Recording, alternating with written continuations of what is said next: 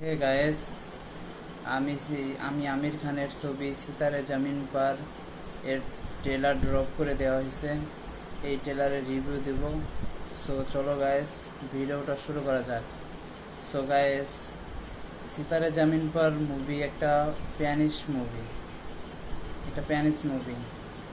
এই মুভি এর আগেও 2023 সালে রিমেক হয়েছে, আর আমির খান এই ছবি রিমেক করতেছে।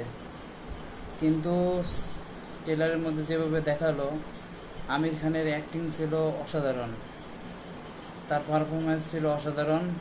এবং এই মুভির মধ্যে কমেডি আছে, ইমোশন আছে এবং লাভ অ্যাঙ্গেল আছে। সব কিছু মিলে একটা ভালো একটা মুভি আমার কাছে।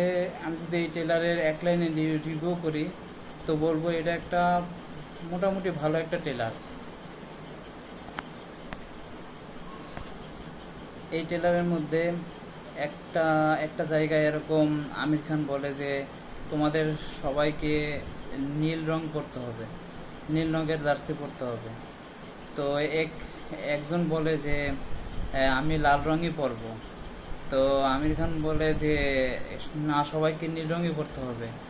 তো সে বলে না, আমি লাল রঙই পরবো। তো আমির খান বলে যে লাল রং তো বিপক্ষ টিম পরবে।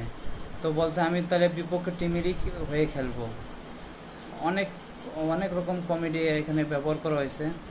আর এই ইমোশনের দিক এই ট্রেলারে দেখানো হয় না সেভাবে।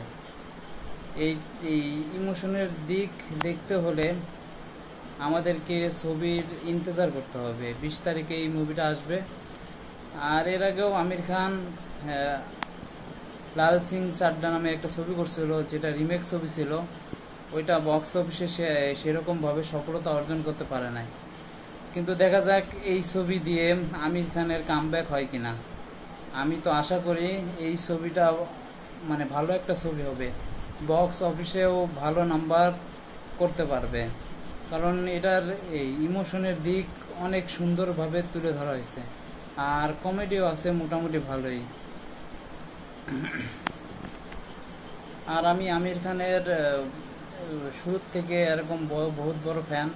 আমি চাই আমির খানের দাঙ্গালের মতো একটা বক্স অফিস কালেকশন করুক। কারণ এর আগে সে এরকম রিমেক ছবি করছে, কিন্তু রিমেক ছবি সেরকমভাবে সফলতা অর্জন করতে পারে নাই। তো আমি চাই এই ছবিটা বক্স অফিসে ভালো একটা নাম্বার ক্রিয়েট করুক। তো চলো গাইস, ভিডিওটা ভালো লাগলে লাইক, কমেন্ট এবং সাবস্ক্রাইব করে দিও।